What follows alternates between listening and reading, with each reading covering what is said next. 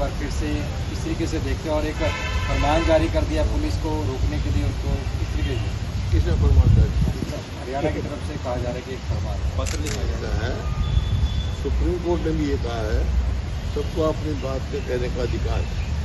शांतिप्रिय ढंग से आएंगे, अपनी बात कहेंगे, कोई रोकना जो है ना अप्रजातांत्रिक है।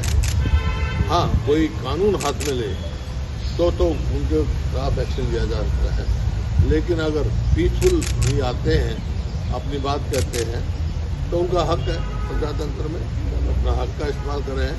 और सरकार को तुरंत चाहिए उनसे बातचीत करके इस चीज़ का समाधान निकाले, क्योंकि काफ़ी दिन पहले जब ये बात हुई थी एमएसपी की, एक कमेटी बनाई गई थी और किसानों को ये विश्वास दिलाया गया था भाई इस पर हम करेंगे, लेकिन कुछ किया नहीं सरकार ने।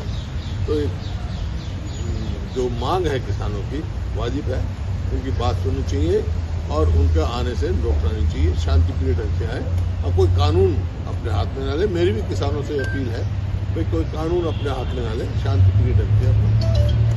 हाँ, वो इतनी बात मान गए। पहले ये था भाई ट्रैक्टर ट्रॉली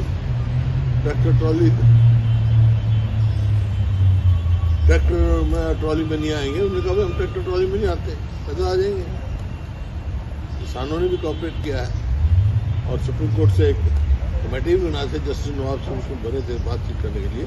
उसके बाद ये निकला भाई ट्रैक्टर ट्रॉली में नहीं जाएंगे ताकि डिस्टर्बेंस ना हो, पैदल आएंगे, गाड़ी में आए तो अलग बात है। हरियाणा को लेकर उन्होंने एमएसपी कर रखी है, 24 फसलों पर दे रहे हैं, उसको लेकर के वो उनका कहना है कि हरियाणा सरकार तो बेहतर कर रही है और राज्य से बेहतर है। आप उसको किस हरियाणा वालों से देखिए, पहले तो ये बताएं वो 24 फसल कौन सी है?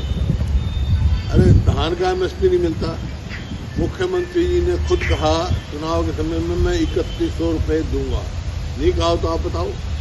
आपने अपनी टीवी पर अखबारों में छपा। अब क्या है, धान को क्या भाव मिला? धान के जो उसको एमएसपी भी नहीं मिल रहा। ऐसा है, जब फसल की बिजाई की जरूरत होती है तो डीएपी नहीं मिलता, खाद नहीं मिलता किसान को। जब उसको सिंचाई की जरूरत होती है तो यूरिया नहीं मिलता। जब उसको बाजार की जरूरत है तो एमएसपी नहीं मिलता। किसान को तो शुरू से मार पड़नी शुरू हो रही है। सर, निकाय चुनाव में देरी हो रही है, किस तरीके से देखते हैं? निकाय चुनाव काफी लंबा डिले हो गया है सर हरियाणा में। पिछली बार भी डिले किया है इन्होंने। निकाय चुनाव कराने चाहिए इनको। कांग्रेस की किस तरीके की तैयारी रहेगी? तैयार है कांग्रेस, जहाँ भी निकाय के चुनाव होंगे पूरी तरह से तैयार है कांग्रेस।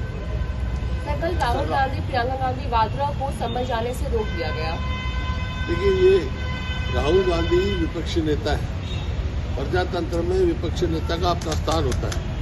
ठीक है, मेजोरिटी है सरकार की, तो ये कहा जाता है प्रजातंत्र में majority has its way but opposition has its से।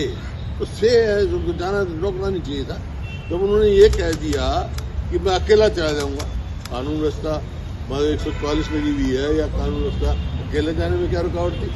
ताकि सही वहाँ के बात का पता लग सके। जो पीड़ित परिवार है उनसे मिलने के लिए जा रहे थे, वो रोकना वाजिब नहीं।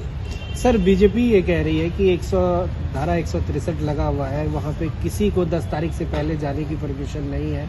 तो राहुल गांधी को भी ये पता होगा। धारा 163 क्या बताओगे? क्या है ये धारा 163? 144 की है। तो 5 आदमी नहीं जा सको, कहते मैं अकेला जाऊंगा। उन्होंने कहा मैं अकेला जाऊंगा, फिर क्यों रोका गया उनको?